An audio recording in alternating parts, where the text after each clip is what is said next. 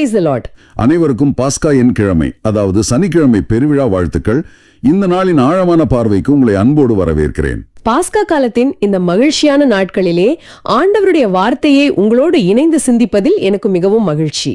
இன்னைக்கு நம்ம இந்த நாளோட ஆழமான பார்வைக்குள்ள போறதுக்கு முன்னாடி எப்பவும் போல ஒரு சின்ன ஜெபத்தோட ஆரம்பிக்கலாம். கண்டிப்பா. தந்தை, மகன், தூய ஆவியின் பேராலே ஆமென். ஆமென். எங்களை அளவின்றி நேசிக்கும் அன்பான ஆண்டவரே, இந்த அருமையான நாளுக்காகவும் நீர் எங்களுக்கு கொடுத்திருக்கிற இந்த புதிய விடியலுக்காகவும் உமக்கு கோடான கோடி நன்றி செலுத்துகிறோம். வந்து உமது உயிர்ப்பின் வல்லமையால் எங்கள் இருளை அகற்றி எங்களுக்கு ஒளியை கொடுத்தீர். உம்முடைய சீடர்களுக்கு நீர் கொடுத்த அந்த துணிவையும் சாட்சிய வாழ்வையும் நாங்களும் பெற்றுக்கொள்ள இன்றைய வாசகங்கள் எங்களுக்கு வழிகாட்ட வேண்டும் என்று ஜெபிக்கிறோம். ஆமாம் ஆண்டவரே. திருத்தூதர்களின் அளப்பரிய துணிச்சலையும் எந்த சூழ்நிலையிலும் உண்மையை பறைசாற்றும் உறுதியையும் இந்த வாசகம் எங்களுக்கு தருவதற்காக உமக்கு கோடான கோடி நன்றிகளை ஏறெடுக்கிறோம். ஆண்டவரே, இன்றைய வார்த்தை யூடியூப் சேனல்ல இந்த நிகழ்ச்சியை பார்க்கும் ஒவ்வொரு பார்வையாளருக்காகவும் இப்போ நாங்க சிறப்பாய் மன்றாடுகிறோம். அவங்க ஒவ்வொருத்தருடைய வாழ்விலும் உம்முடைய பாவ மன்னிப்பு, குணமளித்தல், இரக்கம் மற்றும் அளவற்ற அருள் நிறைவாக இறங்கணும்னு ஜெபிக்கிறோம். இந்த வாசகத்தின் வழியாக வெளிச்சம் அவங்க வாழ்வில் கிடைக்க வேண்டும். அவங்க உள்ளத்தில் இருக்கிற அந்த நம்பிக்கையின்மை நீங்கி உம்முடைய நற்செய்தியை ஆர்வத்தோடு அறிவிக்கிற ஆன்மா அவங்களுக்கு தரப்பட வேண்டும் என்று ஆழமாக ஜெபிக்கிறோம். ஆண்டவரே, இன்றைய வார்த்தை யூடியூப் சேனலில் இந்த வீடியோவை பார்த்து கொண்டிருக்கின்ற, அதாவது இதை கேட்டுக் கொண்டிருக்கின்ற அனைத்து நேயர்களுக்காகவும் நாங்கள் சிறப்பாய் ஜெபிக்கிறோம். ஆமாம் ஆண்டவரே. இந்த வாசகத்தின் வழியாக வெளிச்சம் எங்கள் நேயர்களின் வாழ்வில் பிரகாசிக்கட்டும். அவர்கள் வாழ்க்கையில் இருக்கும் இருள் விலகி உம்முடைய மன்னிப்பும் குணமளிக்கும் வல்லமையும் அளவற்ற இரக்கமும் அருளும் வந்து அவர்கள் மீது தடையின்றி இறங்க மன்றாடுகிறோம். ஒவ்வொருவரின் காயங்களும் ஆற்றப்படட்டும். ஆமாம் ஆண்டவரே. அவர்கள் தேவைகள் சந்திக்கப்படட்டும். மற்றும் எங்களிடம் ஜெபத் தேவைகளை சொன்ன அனைவருக்காகவும் அவர்களின் நல்ல நோக்கத்திற்கான மன்றாட்டுகள் அனைத்தும் விரைவில் நிறைவேறும்படியாகவும் ஜெபிக்கிறோம். இந்த மன்றாட்டுகள் அனைத்தையும் எங்கள் சகோதரரும் ஆண்டவருமான இயேசு கிறிஸ்துவின் பெயரில் திருமுன் வைக்கிறோம், எங்கள் அன்பு தந்தையே. ஆமென். உங்களது ஜெபத் தேவைகளை கமெண்டிலோ அல்லது எங்களின் வாட்ஸ்ஆப்பிலோ தெரிவியுங்கள். நாங்களும் எங்களது தனிப்பட்ட ஜெபத்திலும் ஜெபிக்கிறோம். கண்டிப்பா நம்ம நேயர்களுக்காக நாங்க தொடர்ந்து ஜெபிக்கிறோம். ஒரு மாபெரும் உலகளாவிய இயக்கத்தை ஆரம்பிக்கணும்னா அதோட தலைவன் யார் தேர்ந்தெடுப்பார்? கண்டிப்பா ஒரு பெரிய படிப்பாளி அல்லது தைரியசாலி, அப்படி சமூகத்துல நல்ல செல்வாக்குள்ள ஒருத்தரை தானே தேர்ந்தெடுப்பாங்க. ஆமா. ஆனா ஆண்டவர் தேர்ந்தெடுத்தது யாருன்னு பாத்தீங்கன்னா, பயந்து போய் கதவை சாத்திக்கிட்டு ஒரு இருட்டு அறைக்குள்ள சந்தேகத்தோட ஒளிஞ்சுகிட்டு இருந்த சில சாதாரண ஆட்களை. ஓ ஆமா இல்லையா? அது ரொம்ப ஆச்சரியமான விஷயம். கண்டிப்பா. ஏன் அப்படி செஞ்சார்? அந்த ரகசியத்தை தான் இன்னைக்கு நாம் இந்த ஆழமான பார்வையில உடைக்க போறோம். நிச்சயமா. பலவீனங்கள் எப்படி மாபெரும் வல்லமையா மாறுது அப்படிங்கிற அந்த ஆழமான பயணத்தை தான் இன்னைக்கு நம்ம அலசி பார்க்க போறோம். சரி, இன்னைக்கு நம்முடைய மிஷன் என்னெல்லாம், சந்தேகம், பயம், இதுல இருந்து எப்படி ஒரு மாபெரும் சாட்சிய வாழ்வுக்குள்ள நாம நுழைய போறோம் அப்படிங்கறத புரிஞ்சுக்கிறது தான். ஆமா, அது ரொம்ப முக்கியமான ஒரு தலைப்பு. இது ஆரம்பிக்கிறதுக்கு முன்னாடி நீங்க சொல்ல வந்த அந்த ஒரு ஸ்டோரி இருக்கு இல்லையா, அதை கேட்கலாம்னு நினைக்கிறேன். ஓ, அந்த ஸ்டோரியா? கண்டிப்பா சொல்றேன். ஒரு சின்ன கிராமத்துல ஒரு சாதாரண சுரங்க தொழிலாளி இருந்தார். சுரங்க தொழிலாளியா? சரி. அவரு ரொம்பவே கூச்ச சுபாவம் உள்ளவர். யாருக்கிட்டையும் அதிகமா பேசவே மாட்டார். ஒரு நாள் சுரங்கத்துல ரொம்ப ஆழத்துல வேலை செஞ்சு கொண்டிருக்கும் போது எதிர்பாராத விதமா ஒரு பெரிய நிலச்சரிவு ஏற்பட்டுச்சு. அவர் உள்ளேயே மாட்டிக்கிட்டார். ஐயோ, அப்புறம் என்னாச்சு? கும்மரிட்டு சுத்தி ஒரே பாறைகள். சாப்பாடு இல்ல, குடிக்க தண்ணி இல்ல, மூச்சு விட கூட ரொம்ப சிரமம். சொல்ல போனா அவர் மரணத்தை நெருங்கிட்டாருன்னு தான் சொல்லணும். கேக்குறதுக்கே ரொம்ப பயமா இருக்கு. ஆமா. ஆனா 4 நாட்கள் கழிச்சு மீட்பு குழுவினர் ஒரு வழியா பாறைகள் எல்லாம் உடைச்சு வெளிச்சத்தை கொண்டு வந்து அவரை மீட்டுட்டாங்க. அப்பாடா, ஒரு வழியா காப்பாத்திட்டாங்க. அங்கதான் விஷயமே இருக்கு. அந்த இருள்ல இருந்து வெளியே வந்த அந்த மனிதர் அதுக்கப்புறம் பழைய ஆளா இல்ல. அந்த ஊர்ல இருக்கிற ஒவ்வொருத்தர்கிட்டையும் போய் பேச ஆரம்பிச்சிட்டாரு. அதாவது அந்த கூச்ச சுபாவம் உள்ளவரா இப்படி பேசுறாரு? ஆமா. அந்த மீட்பு குழுவினர் எப்படி அவரை காப்பாத்தினாங்க, அந்த வெளிச்சம் எப்படி இருந்துச்சுன்னு சொல்லிக்கிட்டே இருந்தார். மக்கள் எல்லாம் போதும்பா நீ சொன்னது நாங்க கேட்டுட்டோம்னு சொன்னாலும் அவரை நிறுத்தல. ஓ, அவரால சும்மா இருக்க முடியலையா? கண்டிப்பா இல்ல. நான் அனுபவிச்ச அந்த இருள் உங்களுக்கு தெரியாது, அதனாலதான் நான் பார்த்ததையும் கேட்டதையும் சொல்லாம இருக்க முடியலன்னு அவர் சொல்லிக்கிட்டே இருந்தார். வாவ், அந்த கூச்ச சுபாவம் உள்ளவர் எப்படி இவ்வளவு தைரியமா மாறினார் அப்படிங்கறதுதான் இங்க நாம கவனிக்க வேண்டிய விஷயம். சரியா சொன்னீங்க. மரணத்தின் விளிம்பிலிருந்து மீட்கப்பட்ட ஒருவரால சும்மா அமைதியா உட்கார்ந்திருக்கவே முடியாது. அவரோட உள்ளே இருக்கிற அந்த உந்துதல் அந்த அனுபவத்திலிருந்து வருது இல்லையா? ஆமா, 100% உண்மை. நற்செய்தியின் வல்லமையும் அதுதான். இன்னைக்கு நம்ம பார்க்க போற வாசகங்கள்ல பயந்து போயிருந்த சீடர்கள் எப்படி உலகத்தையே கலக்கக்கூடிய ஆட்களா மாறினாங்க அப்படிங்கறத தான் பார்க்க போறோம். இத கொஞ்சம் ஆழமா அலசி பார்ப்போம். மார்க்கு எழுதிய நற்செய்தி 16ஆம் அதிகாரம் 9 முதல் 15 வரையிலான வசனங்களை நம்ம படிக்கும்போது எனக்குள்ள ஒரு பெரிய நெருடல் வருது. ஏன்னா இந்த நற்செய்தி வாசகம் எப்படி தொடங்குதுன்னு பாத்தீங்கன்னா, இயேசு உயிர்த்தெழுந்த பின்பு முதல்ல மகதலா மரியாவுக்கு தோன்றுகிறார் அப்படின்னு வருது. ஆமா, அவரிடரும்புதான் அவர் 7 பேய்களை ஓட்டியிருந்தார் அப்படின்னு வாசகம் ரொம்ப தெளிவாவே சொல்லுது. ஆமாங்க, மரியா ஓடி போய் இயேசுவோடு இருந்தவங்க கிட்ட, அதாவது சீடர்கள் கிட்ட இதை அறிவிக்கிறாங்க. ஆனா அவங்க துயருற்று அழுதுகிட்டு இருந்ததால அவர் உயிரோடு இருக்கிறார் அப்படிங்கறத அவங்க கொஞ்சம் கூட நம்பல. இந்த இடத்துல நம்ம சீடர்களோட மனநிலைய கொஞ்சம் ஆழமா புரிஞ்சுக்கணும். வெள்ளிக்கிழமை நடந்த அந்த சிலுவை மரணம் சீடர்களோட ஒட்டுமொத்த உலகத்தையுமே அப்படியே நொறுக்கிருச்சு. அவங்க நம்பின ஒரு மிகப்பெரிய கனவு சுக்குநூறா உடைஞ்சு போச்சு இல்லையா? கண்டிப்பா. அந்த துயரம் அவங்களை அப்படியே முடக்கி போட்டுருச்சு. இப்ப மரியா இயேசு உயிரோட இருக்காருன்னு சொன்னதும் அவங்களுக்குள்ள ஒரு பெரிய பயம் வந்திருக்கும். இப்ப இத நம்பி ஒருவேளை இது பொய்யா இருந்தா மறுபடியும் ஒரு பெரிய வலியை நம்ம சந்திக்கணுமே அப்படிங்கிற அந்த தற்காப்பு உணர்வு தான் அவங்களை நம்ப விடாம தடுத்துச்சு. துயரம் அப்படிங்கிறது மனுஷனோட கண்களை எவ்வளவு குருடாக்கிடும் அப்படிங்கறத நம்ம இங்க பார்க்க முடியுது. சரியா சொன்னீங்க. ஒரு பெரிய இழப்புல இருக்கும்போது ஒரு நல்ல செய்தி வந்தா கூட மூளை அதை ப்ராசஸ் பண்ண மறுக்கும். இது எப்படி இருக்குன்னா, பல நாட்கள் இருட்டிலேயே தவிச்சிட்டு இருக்கிற ஒருத்தர் கிட்ட திடீர்னு போய் மின்சாரம் வந்துருச்சுன்னு சொன்னாலும் அவங்க எழுந்து ஸ்விட்ச போட மறுக்கிற மாதிரி ஒரு நிலைமை தான். ஆமா, ஏன்னா அந்த இருட்டிலேயே இருந்து அவங்களுக்கு பழகி போச்சு. அதுல ஒரு பாதுகாப்பை உணர்றாங்க. ஆனா எனக்கு இந்த இடத்துல ஒரு பெரிய சந்தேகம் வருது. என்ன சந்தேகம்? உண்மையை சொல்லணும்னா, நானும் அந்த சீடர்கள் இடத்துல இருந்தா மகதலா மரியாவை நம்பி இருக்க மாட்டேன்னு தான் தோணுது. ஏன் அப்படி தோணுது உங்களுக்கு? ஏன்னா அந்த காலகட்டத்துல சமுதாயத்துல ஒரு பெண்ணோட சாட்சியத்துக்கு அவ்வளவு பெரிய மதிப்பு கிடையாதுன்னு திருவிவிலிய பின்னணியில படிச்சிருக்கேன். ஆமா, அது ஒரு வரலாற்று உண்மைதான். அது மட்டும் இல்லாம இவங்க சாதாரண பெண்ணும் கிடையாது. 7 பேய்கள் ஓட்டப்பட்டவங்கன்னு சமுதாயத்தால முத்திர குத்தப்பட்டவங்க. ஏதோ மனநிலை சரியில்லாதவங்கன்னு ஊரே பேசின ஒருத்தன் ஓடி நான் செத்து போன இயேசுவை உயிரோட பார்த்தேன்னு சொன்னா சீடர்கள் எப்படி லாஜிக்கலா நம்புவாங்க? நீங்க கேக்குறது ரொம்ப யதார்த்தமான ஒரு கேள்வி. ஆனா அங்கதான் நாம ஆண்டவரோட அளவற்ற இரக்கத்தை புரிஞ்சுக்கணும். எப்படி சொல்றீங்க? நீங்க நினைச்சு பாருங்க. இயேசு சமூகத்துல பெரிய மதிப்பும் மரியாதையும் இருக்கிற ஒரு மத தலைவரையோ இல்ல ஒரு பெரிய அறிஞரையோ தேடி போய் முதல்ல தன்னோட உயிர்ப்பை காட்டல. ஆமா, அவர் நினைச்சிருந்தா பிலாத்துக்கிட்டயோ இல்ல தலைமை குருக்கள் கிட்டயோ போய் நின்றுக்கலாம். எக்ஸாக்ட்லி.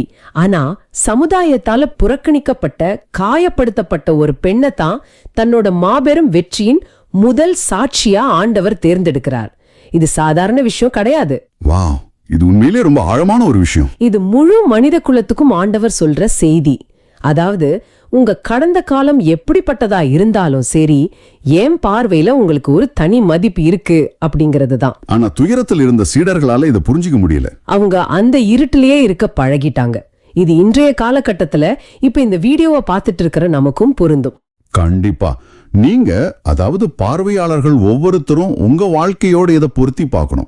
நீங்க ஏதோ ஒரு பெரிய துயரத்துல, ஒரு இழப்புல, இல்லைன்னா வேலை இழப்பு மாதிரி ஒரு பெரிய தோல்வியில இருக்கும்போது அப்படியே முடங்கி போயிடுறீங்க.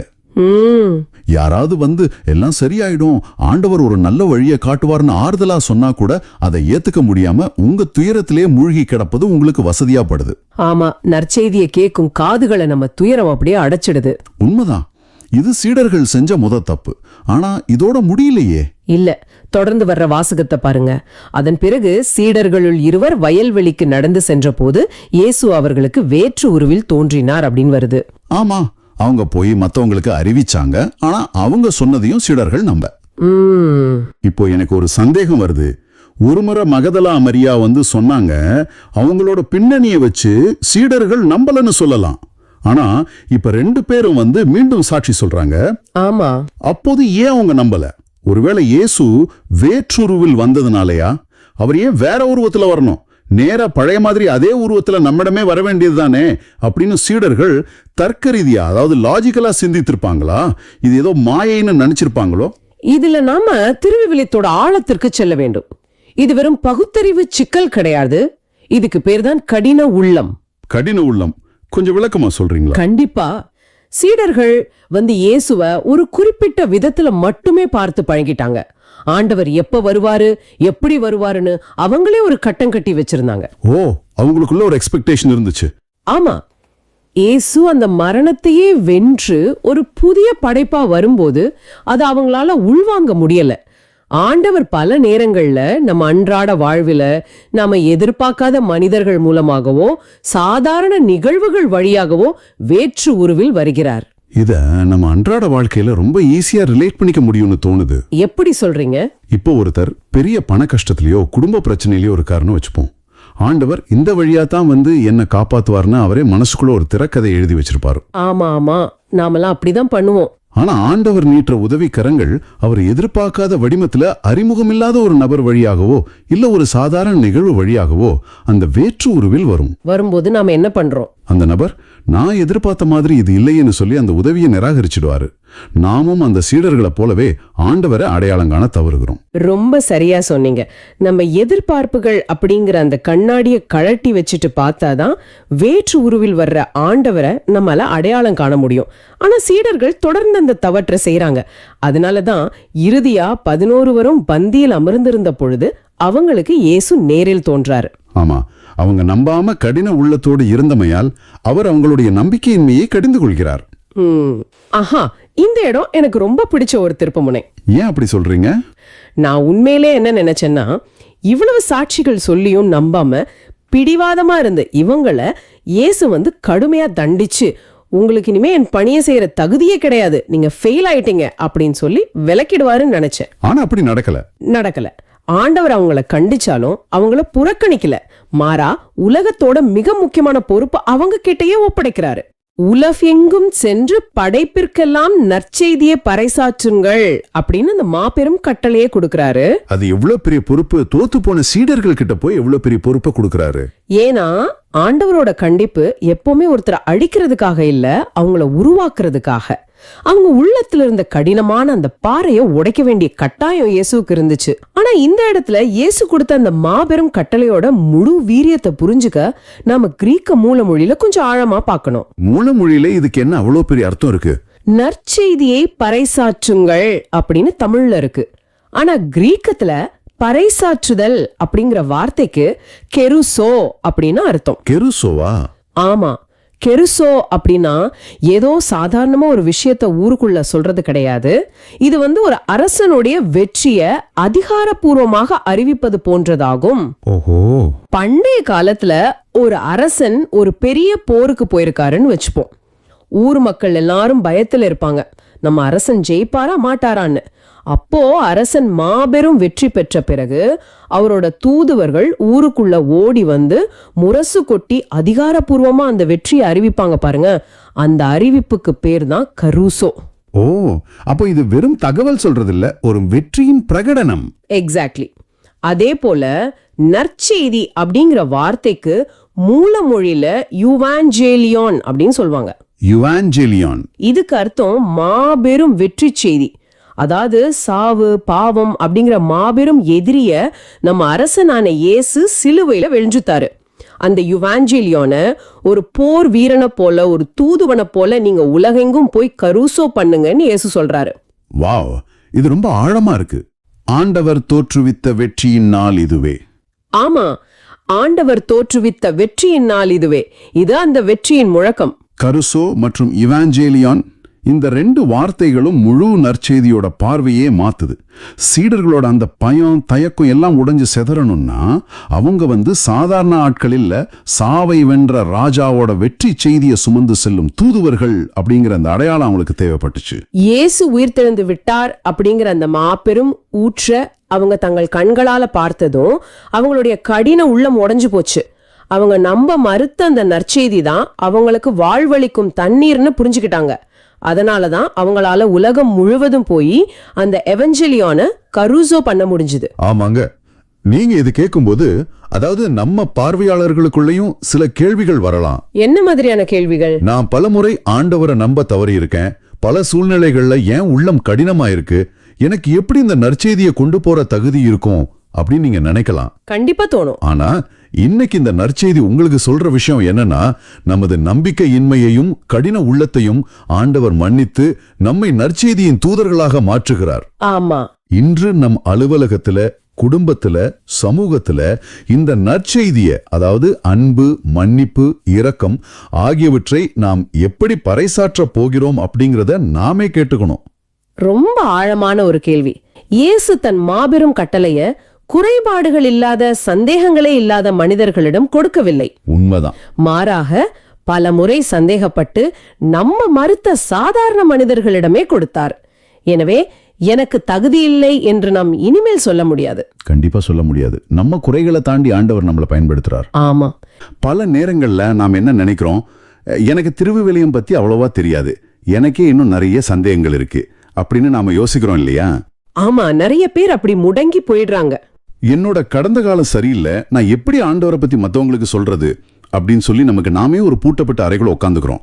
ஆனா ஆண்டவர் நம்ம பலவீனங்களை அறிந்திருந்தோம் நம்ம நம்புகிறார். மிகச் சரியான புரிதல்.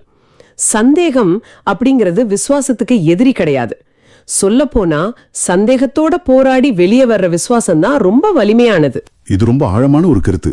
அந்த இருட்டிலிருந்து மீட்கப்பட்ட சுரங்க தொழிலாளிக்கு வெளிச்சத்தோட அருமை தெரிஞ்ச மாதிரி, தங்களுடைய சொந்த பயத்திலிருந்தும் சந்தேகத்திலிருந்தும் மீட்கப்பட்ட சீடர்களுக்கு தான் நற்செய்தியோட உண்மையான மதிப்பு தெரியும். அந்த வலிமையான விசுவாசத்தை தான் திருத்தூதர் பணிகள் 4ஆம் அதிகாரத்துல நம்ம பாக்குறோம். இது ஆரம்ப கால திருச்சபையோட வரலாற்றுல ஒரு மிக முக்கியமான திருப்புமுனைன்னு சொல்லலாம். சாதாரண மனிதர்கள் என்பதை தலைமை சங்கத்தார் அறிந்து ஆச்சரியப்படுகிறார்கள். இதை நீங்க கொஞ்சம் சிந்தித்து பாருங்க. ஆமா, அது ரொம்ப முக்கியமான ஒரு இடம். எந்த பின்னணியும் இல்லாத 2 சாதாரண மீனவர்கள் நாட்டின் உச்ச நீதிமன்றம் போன்ற ஒரு இடத்துல எந்த வழக்கறிஞரும் இல்லாமல் கம்பீரமாக பேசுகிறார்கள். இது எப்படி சாத்தியம்? அதுதான் அங்க இருக்கிற பெரிய கேள்வியே. எனக்கு இது ரொம்ப ஆச்சரியமா இருக்கு.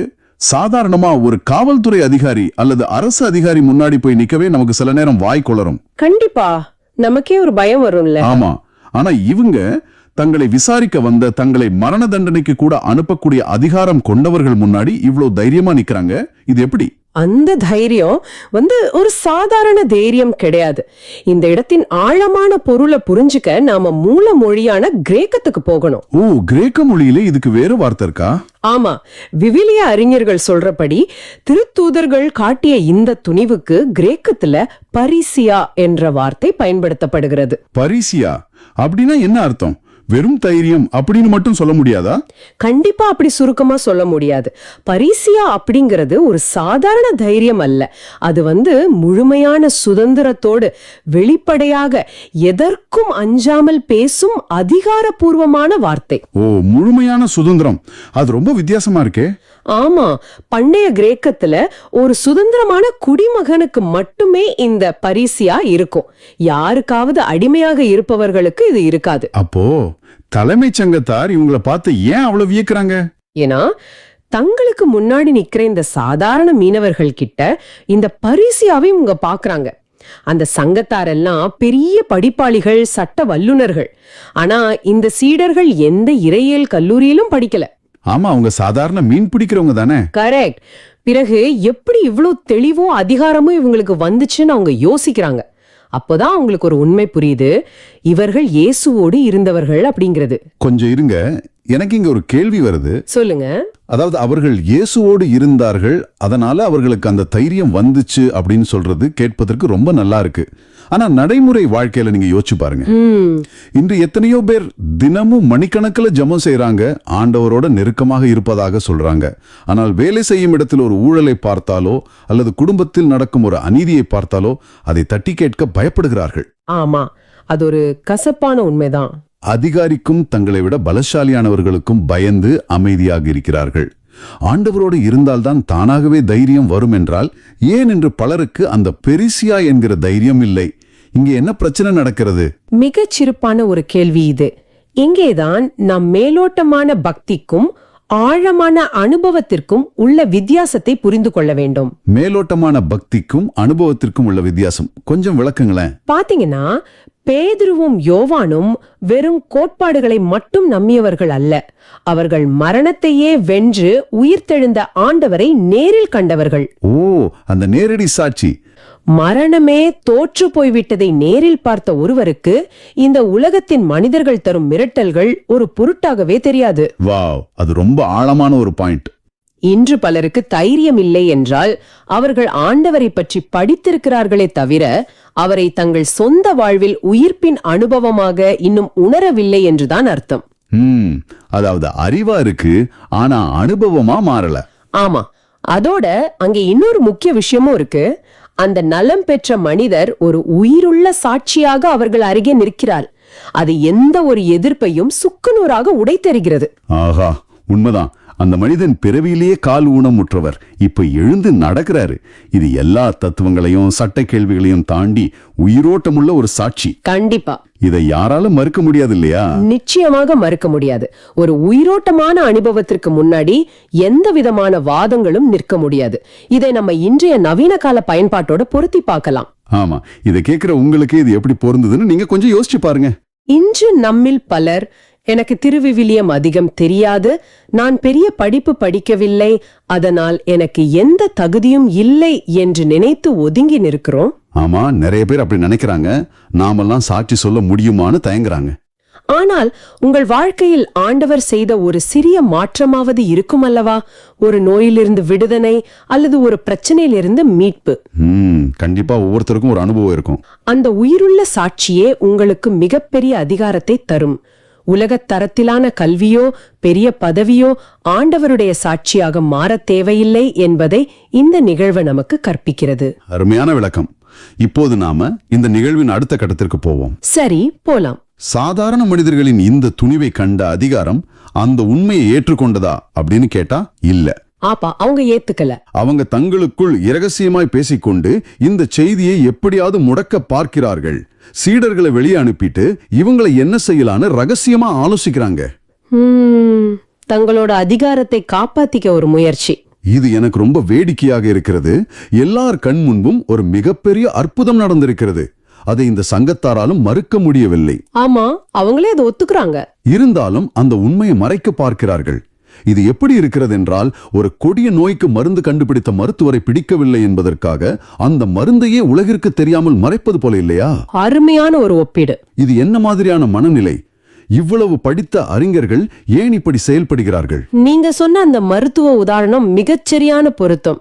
இதுதான் மனித மனதின் இருண்ட பக்கமும் அதிகாரத்தின் உளவியலும். அதிகாரத்தின் உளவியல். ஆமா, மனிதர்களின் ஈகோவும் அதிகார ஆசையும் உண்மையை விட எப்படி பெரிதாக மாறுகிறது என்பதை இந்த இடம் நமக்கு அப்பட்டமாக காட்டுகிறது. சங்கத்தாருக்கு உண்மை என்னவென்று நன்றாக தெரியும். தெரிஞ்சு ஏன் மறைக்கணும்?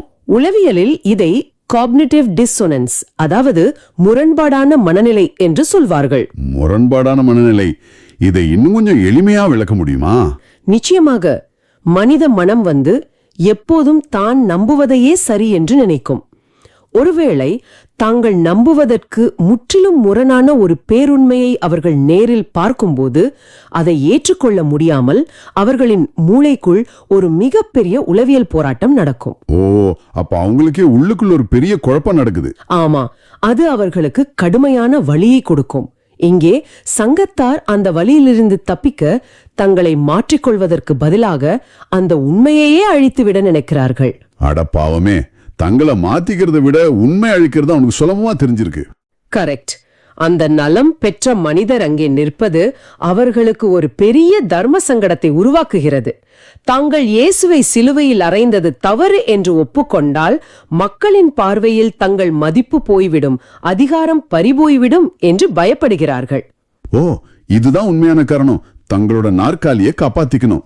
ஆமா, எனவேதான் இந்த இயேசுவின் பெயரை குறித்து யாரிடமும் பேசக்கூடாது என்று கட்டளையிடுகிறார்கள். அதாவது அவங்களுக்கு மக்கள் நலம் பெறுவதோ உண்மை வெல்வதோ முக்கியம் இல்ல, அவங்களுடைய நாற்காலியும் பதவியும் தான் முக்கியம். துரதிர்ஷ்டவசமாக அதுதான் உண்மை. இதை கேட்கிறப்ப எனக்கு என்ன தோணுதுன்னா, இன்றைய காலகட்டத்துல இதே மாதிரி சூழ்நிலைகளை நாமும் பல இடங்கள்ல சந்திக்கிறோம். நீங்க வேலை செய்யும் இடங்கள்ல அல்லது சமூகத்துல உண்மை என்னவென்று உங்களுக்கு தெளிவாக தெரிஞ்சாலும் உங்க பதவியை காப்பாற்றிக் கொள்ள வேண்டும் என்பதற்காகவோ அல்லது அதிகாரத்தில் இருப்பவர்களை பகைத்துக் கொள்ளக்கூடாது என்பதற்காகவோ உண்மையை மறைக்கும் சூழ்நிலைகள் உங்களுக்கு ஏற்படுகிறதா? மிக முக்கியமான ஒரு சிந்தனை இது. பாத்தீங்கன்னா கார்ப்பரேட் நிறுவனங்களில் நடக்கும் முறைகேடுகளை வெளியே சொல்லாம மறைக்கச் சொல்வது நடக்குது. ஆமா, நிறைய இடத்துல நடக்குது.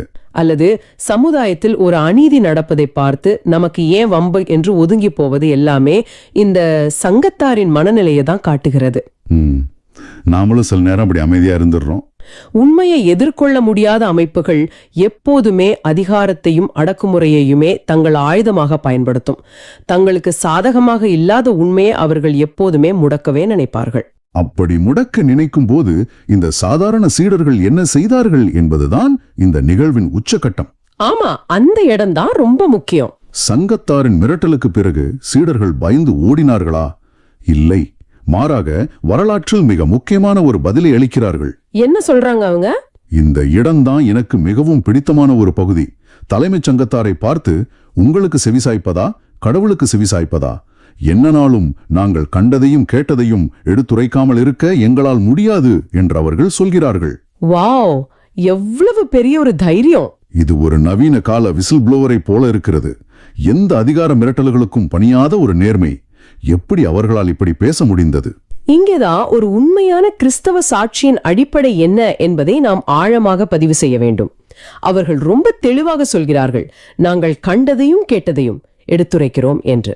ஆமா, ஏதோ காதுல கேட்டதை சொல்லல, அவங்க நேரடியா அனுபவிச்சதை சொல்றாங்க. சரியா பிடிச்சிட்டீங்க. சீடர்கள் தாங்கள் படித்த ஒரு தத்துவத்தையோ யாரோ சொல்லி கேட்ட ஒரு நிகழ்வையோ சொல்லவில்லை, அவர்களின் நேரடி அனுபவத்தை பகிர்ந்து கொள்கிறார்கள். ஒரு நீதிமன்றத்தில் சாட்சி என்பவன் புதியதாக எதையும் கற்பனை செய்து சொல்ல தேவையில்லை. தான் பார்த்ததை அப்படியே சொன்னால் போதும். கரெக்ட். ஆண்டவரின் உயிர்ப்பை நேரில் கண்ட ஒரு ஆன்மா எப்படிப்பட்ட மிரட்டலுக்கும் அடிபணியாது. அப்படின்னா ஒருத்தர் தன்னோட அனுபவத்தை உறுதியா புடிச்சுக்கிட்டா எந்த அதிகாரமும் அவரை அசைக்க முடியாதுன்னு சொல்றீங்க? ஆமாம், 100% உண்மை. ஆனா எனக்கு இன்னொரு சந்தேகமும் வருது. அந்த சங்கத்தார் நினைச்சிருந்தா இவர்களை கொன்றிருக்கலாமே, ஏன் விட்டு விட்டார்கள்? அதற்கும் ஒரு காரணம் இருக்கிறது. மக்கள் அனைவரும் நடந்ததை குறித்து ஆண்டவரை போற்றி புகழ்ந்தார்கள். அந்த அதிகார வர்க்கம் உண்மையை விட மக்களின் அபிப்பிராயத்திற்கு தான் அதிகம் பயந்தது. மக்கள் என்ன நினைப்பாங்களோ, கலவரம் வந்துடுமோன்னு பயந்துட்டாங்க. ஆமா, தங்களின் புகழ் போய்விடுமோ என்ற பயம் அதிகாரிகளை தடுத்து நிறுத்தியது. ஆனால் சீடர்களோ மக்களின் புகழுக்காகவோ அதிகாரிகளின் மிரட்டலுக்காகவோ வாழவில்லை. அவர்கள் கடவுளுக்கே கீழ்ப்படிவோம் என்று உறுதியா நின்றார்கள். இது நம்ம வாழ்க்கைக்கு எவ்வளவு பெரிய பாடம். இன்று உங்கள் வாழ்க்கையில் ஆண்டவர் செய்த நன்மைகளை, நீங்கள் உணர்ந்த அனுபவங்களை மற்றவர்களிடம் பகிர்ந்து கொள்ள உங்களுக்கு தயக்கம் இருக்கிறதா?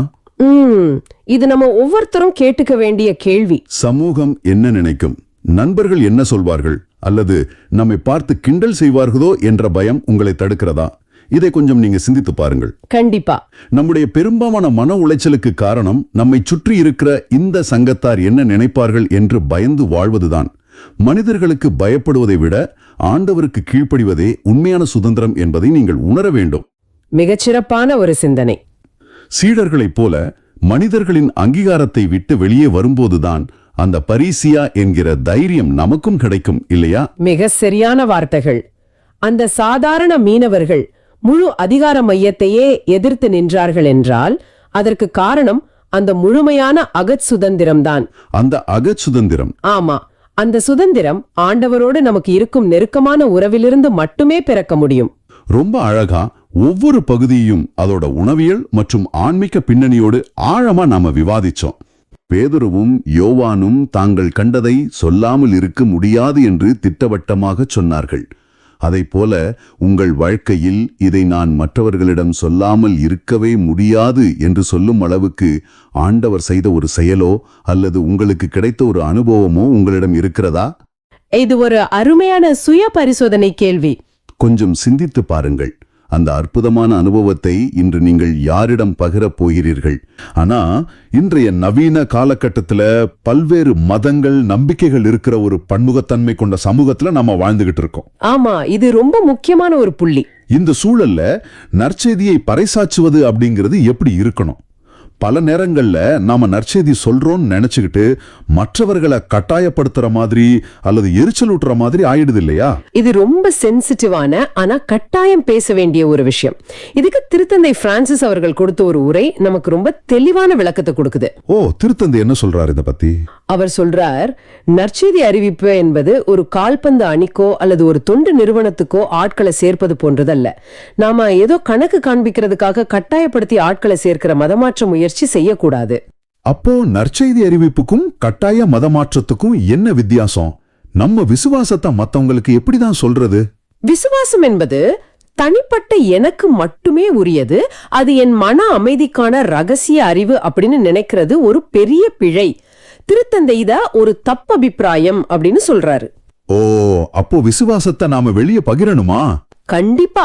விசுவாசம் சமூகமானது, அது வெளியே பகிரப்பட வேண்டும். ஆனா எப்படி பகிரப்பட வேண்டும்? வெறும் வெற்று வார்த்தைகளால மட்டும் இல்ல, ஈர்த்தின் மூலமாக, அதாவது நம்முடைய வாழ்வின் வழியாக. வாழ்ந்து காட்டணும்னு சொல்றீங்க? ஆமா.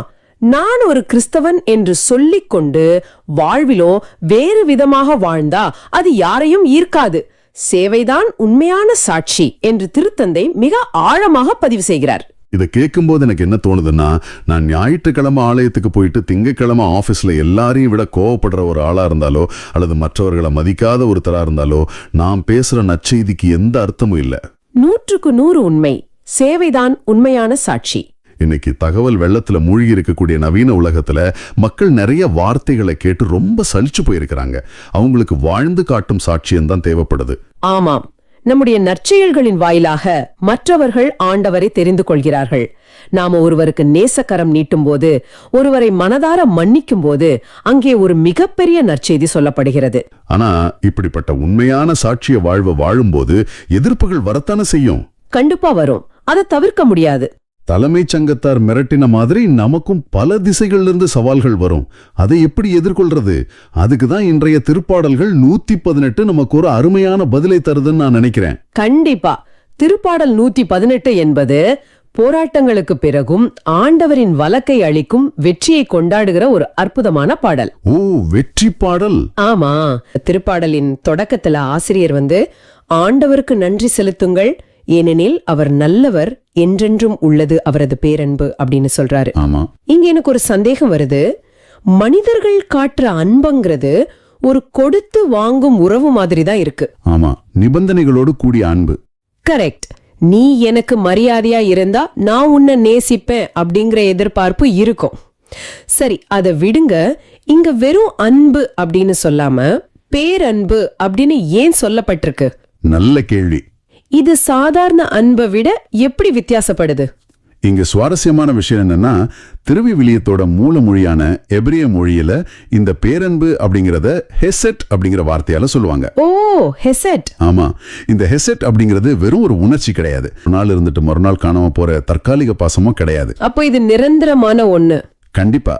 இது ஒரு உடன்படிக்கையின் மாறாத அன்பு, அதாவது கவனன்டல் லவ் அப்படின்னு சொல்லுவாங்க. நாம தப்பு பண்ணாலும், கீழே விழுந்தாலும், கோவப்பட்டு ஆண்டவரை விட்டு விலகி போனாலும் அவர் நம்ம மேல வச்சிருக்கிற அந்த கமிட்மெண்ட் என்னைக்கும் மாறாது. வாவ், அது கேட்கவே ரொம்ப ஆறுதலா இருக்கு. நீங்க சொன்ன மனிதர்களுடைய அன்பு சூழ்நிலையை பொறுத்து மாறும். ஆனா ஆண்டவருடைய அந்த ஹெசட் எந்த நிபந்தனையும் இல்லாதது. ஒரு நிமிஷம், நீங்க சொல்றத வச்சு பார்த்தா இது எந்த நிபந்தனையும் இல்லாத ஒரு நிரந்தரமான அன்பு. ஆனா இதே திருப்பாடலோட பல்லவியில ஆண்டவரே, என் மன்றாட்டை நீர் கேட்டதால் நான் நன்றி செலுத்துகின்றேன் அப்படின்னு ஆசிரியர் சொல்றாரு. இது கொஞ்சம் முரண்பாடா தெரியலையா? அவர் என் மன்றாட்டை கேட்டாரு, அதனால நான் நன்றி சொல்றேன் அப்படின்னு சொல்றது, அவர் கேட்கலன்னா நான் நன்றி சொல்ல மாட்டேன் அப்படிங்கிற மாதிரி ஒரு எதிர்பார்ப்பு இருக்கிற உறவு மாதிரி தானே தோணுது. நீங்க கேட்கறது நியாயமான கேள்விதான். ஆனா அந்த இடத்துல நாம ஒரு விஷயத்தை கவனிக்கணும். இது ஏதோ ஒரு கூட்டத்துல நின்னுகிட்டு மனப்பாடமா பொதுவா சொல்ற ஜபம் கிடையாது. அப்போ இது ஒரு தனிப்பட்ட அனுபவமா? ஆமா, இது ஒரு தனிப்பட்ட நபரோட ஆழமான அனுபவம். ஆங்கிலத்துல பர்சனல் கன்விக்ஷன் அப்படின்னு சொல்லுவோம். ஆசிரியர் இங்க ஒரு வியாபார ஒப்பந்தம் பேசல. சரி. மாறாக அவர் ஒரு பெரிய ஆபத்துல இருந்தப்போ அவர் கூப்பிட்ட குரலுக்கு அந்த பேரன்பு எப்படி வேலை செஞ்சுச்சு அப்படிங்கறத அவர் உணர்ந்திருக்காரு. ஓ, அந்த ஒரு அனுபவத்தை சொல்றாரு. எக்ஸாக்ட்லி. எத்தனை பேர் என்னை கைவிட்டாலும் ஆண்டவர் என் தனிப்பட்ட குரலை கேட்டார், என் கண்ணீரை பார்த்தார் அப்படிங்கிற அந்த உருவிதான் இந்த நன்றியை உருவாக்குது. அது நிபந்தனை அல்ல, அது ஒரு சாட்சியம். ஓ, இப்ப புரியுது. அது ஒரு வியாபாரம் கிடையாது, அது ஒரு ஆழமான மாற்றம். ஆமா. இன்னைக்கு நவீன உலகத்துல நீங்க பாத்தீங்கன்னா உறவுகள் ரொம்ப சுலபமா முறிஞ்சு போகுது. விவாகரத்துகள் அதிகமாகுது. ரொம்ப நெருக்கமான நண்பர்களுக்குள்ள கூட சின்ன விஷயத்துக்காக விரிசல் வருது. உண்மைதான். இதை நம்ம தினமும் பாக்குறோம். இப்படிப்பட்ட ஒரு காலகட்டத்துல மனிதர்களை மட்டுமே நம்பி வாழ்றவங்களுக்கு ஒரு கட்டத்துல பெரிய ஏமாற்றம் வருது. அப்போ ஆண்டவரோட இந்த ஹெசட் அப்படிங்கிற மாறாத பேரன்பு நமக்கு ஒரு பெரிய நங்கூரமா இருக்கு அப்படிங்கறத நம்ம நேயர்கள் புரிஞ்சுக்கணும். ரொம்ப சரியான ஒரு ஒப்பீடு. எல்லா உறவுகளும் கைவிடும் போது என்னோட தனிப்பட்ட மன்றாட்டை கேட்கிற ஒரு மாறாத அன்பு எனக்காக காத்துக்கிட்டுக்கு அப்படிங்கிற அந்த விழிப்புணர்வு ஒரு பெரிய பலம். அந்த நங்கூரம் தான் நம்மள அடுத்த கட்டத்துக்கு கூட்டிட்டு போகுது. அந்த பேரன்பு சும்மா அமைதியா இருக்கிற அன்பு கிடையாது, அது செயலில் இறங்கும் வல்லமை கொண்டது. அப்படியானால் இதற்கெல்லாம் என்ன அர்த்தம்? ஏன்னா அடுத்தடுத்த வசனங்கள்ல நாம படிக்கிறோம், ஆண்டவரே என் ஆற்றல், என் பாடல், என் மீட்பும் அவரே. நீதிமான்களின் கூடாரங்களில் வெற்றியின் மகிழ்ச்சி குரல் ஒலிக்கின்றது. ஆண்டவரோட வழக்கை வலிமையாய் செயலாற்றி உள்ளது. ஆமாம், இதுல ஆண்டவரோட வழக்கை அப்படிங்கிறது ஒரு ரொம்ப வலிமையான பாதுகாப்பு கவசமா உருவகப்படுத்தப்பட்டிருக்கு. ஆனா என் கேள்வி என்னன்னா, ஆண்டவரோட வழக்கை அவ்வளவு வலிமையானது, அவருடைய பேரன்பு அவ்வளவு உறுதியானது அப்படின்னா நாம ஏன் இன்னும் சாதாரண கூடாரங்கள்ல இருக்கோம்? ரொம்ப சுவாரஸ்யமான கேள்வி இது. ஏன் திரிப்பாடலாசிரியர் பெரிய அரண்மனைகளையோ அல்லது பாதுகாப்பான கோட்டைகளையும் குறிப்பிடாமல் கூடாரங்களில் மகிழ்ச்சி குரல் ஒலிக்கிறது அப்படின்னு சொல்றாரு? இது கொஞ்சம் விசித்திரமா இருக்குல்ல. இது ரொம்ப அற்புதமான ஒரு குறியீடு. பண்டைய காலத்துல இஸ்ரேல் மக்கள் பாலைவனத்துல பயணம் செஞ்சப்போ அவங்க வாழ்ந்தது கூடாரங்கள்ல தான். ஓ, அந்த பயண வாழ்வு. ஆமா, கூடாரம் அப்படிங்கிறது நிரந்தரம் இல்லாதது. இன்னைக்கு இங்க இருக்கும், நாளைக்கு சுருட்டிட்டு வேற இடத்துக்கு போயிடுவாங்க. அது ஒரு நிலையற்ற பயண வாழ்வை குறிப்பது. சரி, பாஸ்கா எண்கிழமை பெருவிழா பின்னணியில இதை நாம பார்க்கும்போது ஆண்டோரோட வழக்கை அப்படிங்கிறது மரணத்தை வென்ற இயேசுவின் உயிர்ப்பின் வல்லமையை குறிக்கிறது. வாவ்! அந்த வல்லமை செயல்பட பெரிய அரண்மனைகளோ அல்லது அசைக்க முடியாத கோட்டைகளோ தேவையில்லை. மனிதர்களின் நிலையற்ற எந்த பாதுகாப்பும் இல்லாத எளிய வாழ்விலேயே அந்த வல்லமை மிகப்பெரிய வெற்றியை கொடுக்கும். இதை நம்ம இன்னைக்கு இருக்கிற சூழ்நிலைக்கு கொஞ்சம் தத்ரூபமா கொண்டு வருவோம். சொல்லுங்க. எத்தனையோ நேயர்கள் இன்னைக்கு ஒரு சின்ன வாடகை வீட்ல அல்லது ரொம்ப நெருக்கடியான ஒரு அபார்ட்மெண்ட்ல உட்கார்ந்துட்டு ஒரு வேலைக்காக இமெயில ரெஃப்ரெஷ் பண்ணி பார்த்துட்டு இருக்கலாம். ஆமா, நிறைய பேருக்கு இந்த நிலைமை இருக்கு. அவங்க மனசுக்குள்ள நமக்கு ஒரு சொந்த வீடு இல்லையே, ஒரு பெரிய பேங்க் பேலன்ஸ் இல்லையே, நம்ம வாழ்க்கை ஒரு கூடார மாதிரி எப்ப வேணாலும் காத்துல பறந்துடுமே அப்படிங்கிற ஒரு ஏக்கம் இருக்கலாம். கண்டிப்பா இருக்கும்.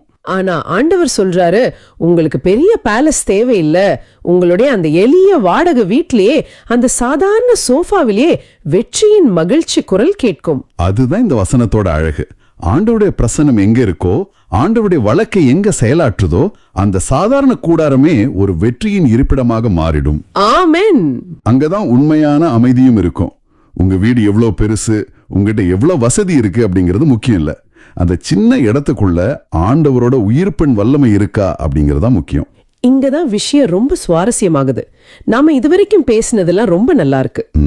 ஆண்டவரோட அன்பு நிரந்தரமானது, அவர் நம்ம சின்ன கூடாரத்துல கூட வெற்றியை தருவாரு அப்படின்னு. ஆனா இதுக்கு அப்புறம் வர 18ஆம் வசனத்தை படிக்கும்போது எனக்கு உண்மையிலே பெரிய குழப்பம் வருது. என்ன குழப்பம்? கண்டித்தார், ஆண்டவர் என்னை கண்டித்தார், ஆனால் சாவுக்கு என்னை கையளிக்கவில்லை அப்படின்னு ஆசிரியர் சொல்றாரு. நீங்க கொஞ்ச நேரத்துக்கு முன்னாடி தான் சொன்னீங்க, அவர் அன்பு மாறாதது, அவர் வழக்கை வல்லமையானது அப்படின்னு. ஆமா, சொன்ன. அப்புறம் ஏன் அவர் கடுமையா கண்டிக்கணும்? நவீன வாழ்வுல ஒருத்தருக்கு திடீர்னு வேலை போயிட்டாலோ அல்லது வியாபாரம் நஷ்டமாகிட்டாலோ அல்லது ஒரு கொடிய நோய் வந்துட்டாலோ உடனே ஆண்டவர் என்ன தண்டிச்சிட்டாரு, நான் பண்ண பாவத்துக்கு தான் இந்த தண்டனை அப்படின்னு பயப்படுறாங்க. நிறைய பேர் அப்படிதான் நினைக்கிறாங்க. அன்பான ஆண்டவர் ஏன் தண்டிக்கணும்? இது ஒரு பெரிய முரண்பாடு இல்லையா? இது நம்ம பெரிய படத்தோட பொருத்தி பார்த்தா நீங்க கேட்கிற இந்த கேள்விதான் பலருடைய ஆன்மீக பயணத்துல ஒரு பெரிய தடையா இருக்கு. உண்மைதான்.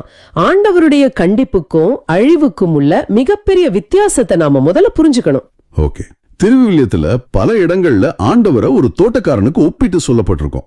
ஒரு நல்ல தோட்டக்காரன் ஒரு செடியில் இருக்கிற சில கிளைகளை ரொம்ப ஷார்ப்பான கத்தியை வச்சு கத்தரித்து விடுமா.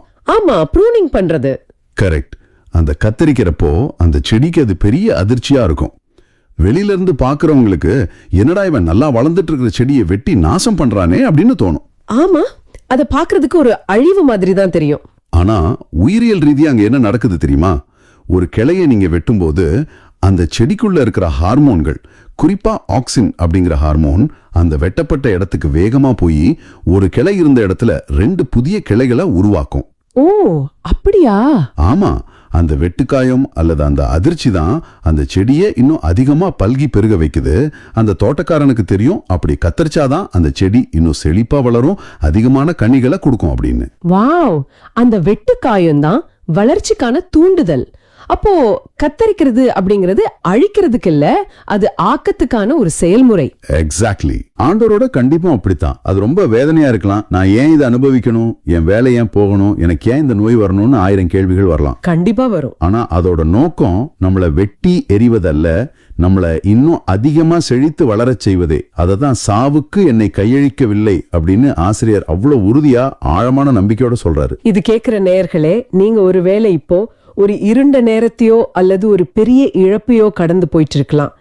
உங்க மனசுக்குள்ள ஆண்டவர் என்ன கைவிட்டுட்டாரா, என்ன தண்டிக்கிறாரா அப்படிங்கிற ஒரு கேள்வி உங்களை அரிச்சிட்டு இருக்கலாம். அந்த கேள்வி வர்றது சகஜம்தான். ஆனா இன்னைக்கு இந்த திருப்பாடல் உங்களுக்கு கொடுக்கிற வெளிச்சம் என்னன்னா, நீங்க கடந்து செல்லும் இந்த கடினமான சூழ்நிலைகள் உங்களை அழிப்பதற்காக அல்ல, மாறாக உங்களை ஒரு புதிய பல மடங்கு சிறப்பான நிலைக்கு தயார்படுத்தும் ஆண்டவரின் அன்பான கத்தரிக்கும் செயல்முறைதான் இது. ரொம்ப அருமையா சொன்னீங்க. அந்த தோட்டக்காரன் உங்கள் மேல் வைத்திருக்கும் அந்த ஹெசட் அன்பு குறையவில்லை, அது உங்களை அதிக கனி கொடுக்க தயார்படுத்துகிறது. அந்த கத்தரித்தல் முடிஞ்ச உடனே நம்ம அதே பழைய இடத்துல நிக்க போறதில்ல, அது நம்மளை எங்க கொண்டு போகுது அப்படிங்கறது தான் அடுத்த வசனங்கள் ரொம்ப அழகா சொல்லுது. கரெக்ட். 19 மற்றும் 20 வசனங்கள்ல நாம படிக்கிறோம், நீதிமான்கள் செல்லும் வாயில்களை எனக்கு திறந்து விடுங்கள், அவற்றினுள் நுழைந்து நான் ஆண்டவருக்கு நன்றி செலுத்துவேன். ஆண்டவரது வாயில் இதுவே, இது வழியாய் நீதிமான்களே நுழைவர் அப்படின்னு. இவ்ளோ நேரம் கூடாரத்தை பத்தியும் கத்தரிக்கிறத பத்தியும் பேசிட்டு திடீர்னு நீங்க வாயில்கள் அப்படிங்கிற ஒரு பெரிய குறியீடுக்கு வராரு. ஆமா, எனக்கு இது ஒரு நிருட்டான பழைய அறையில இருந்து ஒரு பெரிய பிரம்மாண்டமான கதவை திறந்து புதிய வெளிச்சத்துக்குள்ள நுழையிற மாதிரி ஒரு ஃபீல் கிடைக்குது. ஆனா இந்த வாயில் அப்படிங்கிறது நிஜமாவே எருசலேம்ல இருக்கிற ஒரு குறிப்பிட்ட இடமா அல்லது நம்ம வாழ்வின் அடுத்த கட்டமா? வரலாற்று பின்னணியில பாத்தீங்கன்னா, இஸ்ரேல் மக்கள் எருசலேம் தேவாலயத்துக்குள்ள நுழையும் போது அதோட பெரிய வாயில்களை நோக்கி கதவுகளை திறந்து விடுங்க, நாங்க உள்ள வந்து ஆண்டவரை துதிக்கணும் அப்படின்னு பாடிக்கிட்டே போவாங்க. ஓ, அது ஒரு நிஜமான நிகழ்வு. ஆமா. ஆனா புதிய ஏற்பாட்டு ஒளியில, குறிப்பா அந்த பாஸ்கா எண்கிழமை பெருவிழா காலத்துல இதை நம்ம பார்க்கும்போது இயேசுவே அந்த இறுதி வாயில். ஏன்னா அவரே நற்செய்தியில ரொம்ப தெளிவா சொல்லியிருக்காரு, நானே வாயில் அப்படின்னு. எனக்கு இங்க ஒரு சின்ன தயக்கம் இருக்கு. என்ன சொல்லுங்க? நீதிமான்கள் செல்லும் வாயில் அப்படின்னு இதுல சொல்லப்பட்டிருக்கு. நான் ஒன்னும் 100க்கு 100 பெர்ஃபெக்ட் கிடையாது. நம்ம நேயர்களும் தப்பு செய்யக்கூடிய சாதாரண மனிதர்கள் தான். அப்போ தப்பு செஞ்ச நமக்கு இந்த வாயிலுக்குள்ள நுழைய தகுதி இருக்கா? இது ரொம்ப முக்கியமான ஒரு கேள்வி. இங்க நீதிமான் அப்படிங்கிறது வாழ்க்கையில எந்த தப்புமே செய்யாத வானத்திலிருந்து குதிச்ச தேவதூதர்கள் கிடையாது. அப்படியா? அப்புறம் யார் அவங்க? பலவீனங்கள் இருந்தாலும் தப்பு செஞ்சாலும் ஆண்டவரோட அந்த ஹெசட் அப்படிங்கிற மாறாத பேரன்பை முழுமையா நம்பி அவருடைய மன்னிப்பை தேடி இந்த புதிய வாயிலுக்குள்ள நுழைய துணிகிறவர்கள் தான் இங்கே நீதிமான்கள். ஓ, அப்போ அது மனமாறுதலை குறிக்கதா? ஆமா. பழைய பாவங்கள், பயங்கள், குற்ற உணர்ச்சிகள் எல்லாத்தையும் அந்த வாயிலுக்கு வெளியே தூக்கி போட்டுட்டு உள்ள வரணும். உள்ள நுழையும் போது கிடைக்கிற அந்த வெற்றியையும் அதற்கான நன்றியையும் தான் 21வது வசனம் முத்தாய்ப்பா சொல்லுது. எனக்கு நீர் வெற்றி அளித்ததால் உமக்கு நான் நன்றி செலுத்துகின்றேன் அப்படின்னு.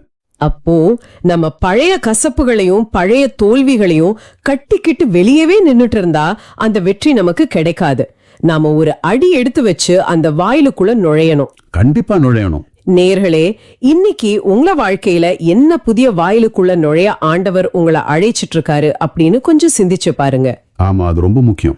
அது ஒரு புதிய பொறுப்பா இருக்கலாம், ஒரு பழைய கசப்ப மறந்து ஒருத்தரை மன்னிக்கிற ஒரு புதிய உறவின் வாயிலா இருக்கலாம், அல்லது உங்க ஆன்மீக வாழ்வுல பல நாட்களா தள்ளி போட்ட ஒரு புதிய முடிவா இருக்கலாம். தயங்காம அந்த வாயிலுக்குள்ள நுழைங்க. இன்று நாம் ஆழமாக பார்த்த இந்த திருப்பாடல்கள் 118 வாசகங்களை சுருக்கமாக நினைவு கூர்வோம். முதலாவதாக, சூழ்நிலைகள் மாறினாலும் என்றென்றும் மாறாத ஆண்டவரின் உடன்படிக்கையின் பேரன்பு, அதாவது அந்த ஹெசட் அன்பு. ஆமா. இரண்டாவதாக, அரண்மனைகள் இல்லாவிட்டாலும் நமது எளிய வாடகை கூடாரங்களிலேயே ஆண்டவர் தமது உயிர்ப்பின் வல்லமையினால் தரும் வெற்றியின் மகிழ்ச்சி.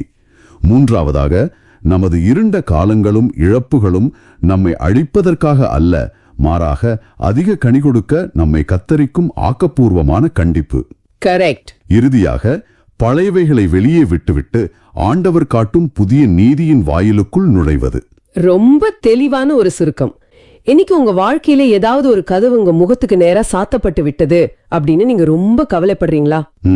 ரொம்ப எதிர்பார்த்த ஒரு வேலை கிடைக்கலையே, ரொம்ப நம்பின ஒரு உறவு கைவிட்டுடுச்சே, ஒரு பெரிய வாய்ப்பு நழுவி போயிடுச்சே அப்படின்னு அந்த மூடிய கதவையே பார்த்து அழுதுட்டு இருக்கீங்களா? கொஞ்சம் யோசிச்சு பாருங்க. கண்டிப்பா யோசிக்கணும்.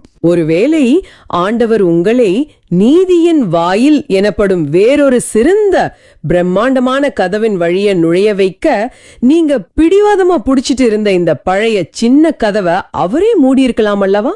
இதை கொஞ்சம் ஆழமாக சிந்தித்து பாருங்கள். அது ஒரு மிக ஆழமான சிந்தனை.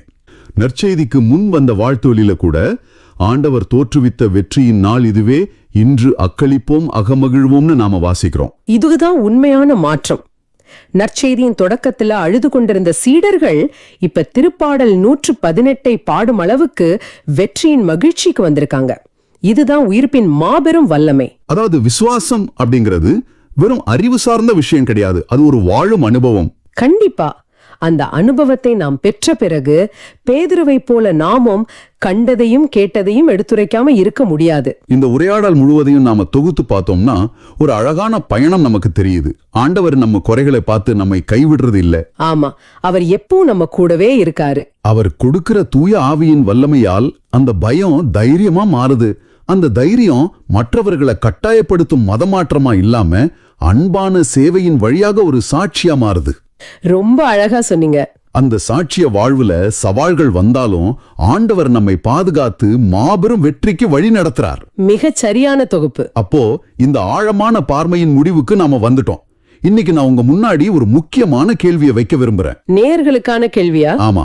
அன்று பூட்டிய அறைக்குள் அழுது கொண்டிருந்த சீடர்களை அகில உலகமும் அறியும் நற்செய்தியாளர்களாக ஆண்டவர் மாற்றினார். இன்று உங்கள் சாட்சிய வாழ்வை தடுக்கும் அந்த பூட்டிய அறை அல்லது சந்தேகம் எது?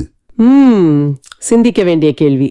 இன்று விவாதிக்கப்பட்ட இந்த வாழ்வளிக்கும் வாசகம் இதை கேட்டுக்கொண்டிருக்கும் ஒவ்வொரு நேயர்களின் இதயங்களிலும் ஆழமாக பதிந்து வேர்விட்டு பல மடங்கு கனி கொடுக்க வேண்டும் என்று நாம் ஜெபிப்போம். ஆமென். எங்கள் அன்பான ஆண்டவரே, மூடிய கதவுகளை பார்த்து கலங்கும் ஒவ்வொருவருக்கும் உம்முடைய புதிய நீதியின் வாயில்களை திறந்தருளும். உமது கண்டிப்பு எங்களை ஆக்குவதற்காகவே என்பதை உணரச் செய்யும். எங்கள் கூடாரங்களில் வெற்றியின் மகிழ்ச்சி குரல் ஒலிக்கச் செய்யும். பேதுருவும் யோவானும் கொண்டிருந்த அந்த துணிச்சலை, அந்த பரிசியாவை இன்று எங்கள் ஒவ்வொருவருக்கும் தாரும். ஆமென். எங்களுக்கு அந்த தைரியத்தை தாரும். மனிதர்களின் அதிகாரத்திற்கும் உலகத்தின் பார்வைக்கும் பயப்படாமல் நாங்கள் கண்டதையும் கேட்டதையும், நீர் எங்கள் வாழ்வில் செய்த நன்மைகளையும் எந்த பயமும் இல்லாமல் மற்றவர்களுக்கு எடுத்துரைக்க உமது தூய ஆவியின் வல்லமையை எங்களுக்கு தாரும். ஆமென். எங்களது கடின உள்ளத்தையும் நம்பிக்கையின்மையையும் நீக்கி எங்களை உம்முடைய நற்செய்தியின் தூதர்களாக மாற்றியருளும். எங்கள் ஆண்டவராகிய இயேசு கிறிஸ்துவின் பெயரால் மன்றாடுகின்றோம். ஆமென். ஆமென். இந்த ஆழமான பார்வை உங்களுக்கு பயனுள்ளதாக இருக்குதுன்னு நினைச்சா மற்றவங்களுக்கு இந்த வீடியோவை ஷேர் பண்ணுங்க. நற்செய்தியின் தூதராக இறையாட்சியை எடுத்துரைங்க. நன்றி. நன்றி. மீண்டும் நாளை சிந்திப்போம். இந்த நாள் இனிதாக அமைய வாழ்த்துக்கள். ஆமா, அனைவருக்கும் நல்வாழ்த்துக்கள். இயேசுவுக்கே புகழ், அன்னை மரியே வாழ்க. இயேசுவுக்கே புகழ், அன்னை மரியே வாழ்க.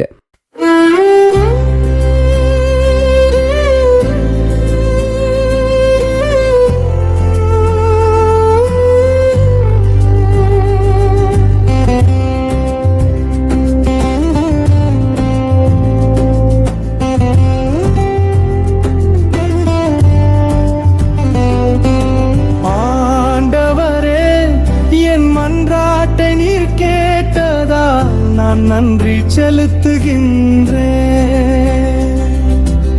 ஆண்டவரே, என் மன்றாட்டை நீர் கேட்டதா நான் நன்றி செலுத்துகின்றேன்.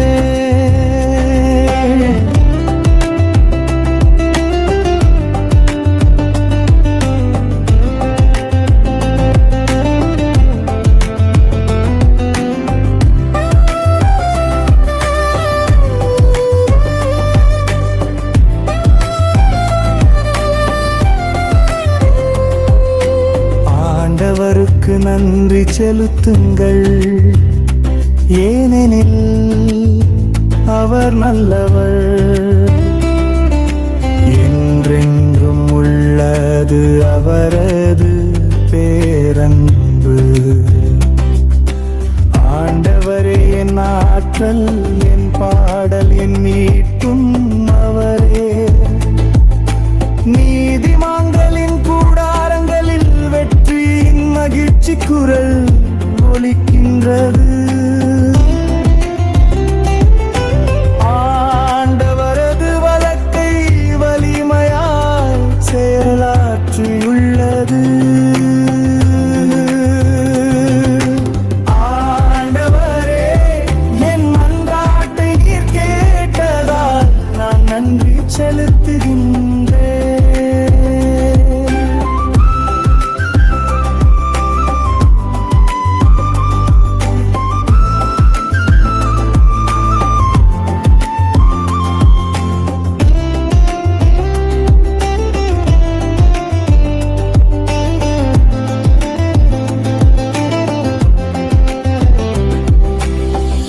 ஆண்டவரது வழக்கு உயர்ந்தோங்கி உள்ளது.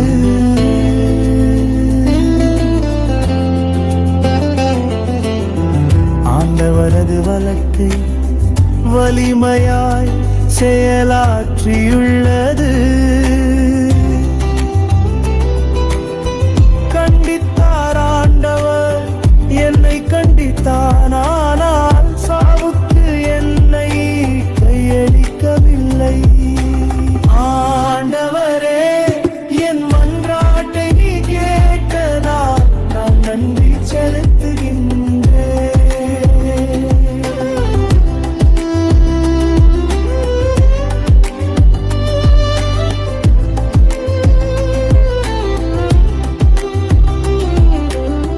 நீதிமான்கள் செல்லும் வாயில்களை எனக்கு திறந்து விடுங்கள்.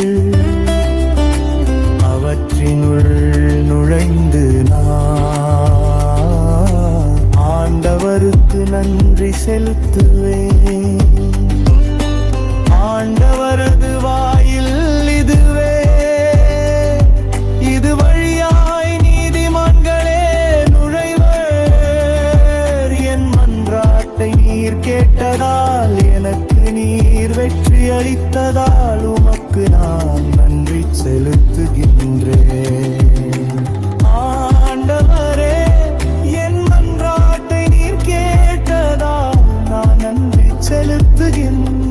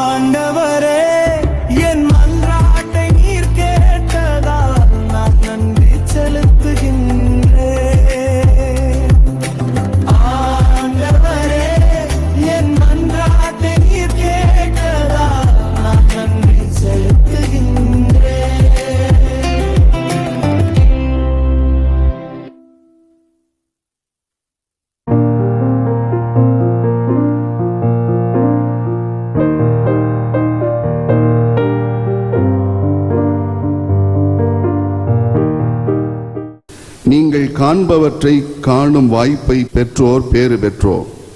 ஏனெனில் பல இறைவாக்கினர்களும் அரசர்களும் நீங்கள் காண்பவற்றை காண விரும்பினார்கள், ஆனால் அவர்கள் காணவில்லை. நீங்கள் கேட்பவற்றை கேட்க விரும்பினார்கள், ஆனால் அவர்கள் கேட்கவில்லை என நான் உங்களுக்கு சொல்கிறேன்.